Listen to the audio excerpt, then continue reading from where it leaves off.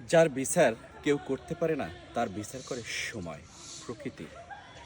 কারণ আমরা দুনিয়াতে যা কিছুই করি না কেন, সময় সব কিছু সুন্দর করে লিখে রাখে।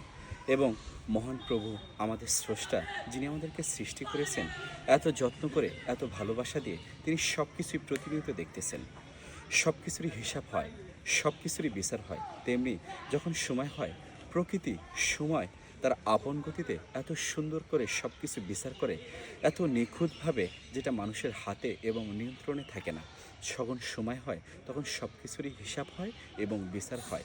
তাই আজ যা করবেন, কাল তা আপনাকে অক্ষরে অক্ষরে সব কিছু প্রমাণ পেতে হবে এবং সেই সময় আপনাকে ফিরিয়ে দিবে আপনি ভুল ছিলেন নাকি শুদ্ধ ছিলেন। তাই সময়কে গুরুত্ব দিন। সবসময় ভালো পথে চলুন, ভালো কাজ করুন, আল্লাহর পথে চলুন। তাহলেই দেখবেন জীবন সুন্দর। ভালো থাকুন, সুস্থ থাকুন। আল্লাহ হাফেজ।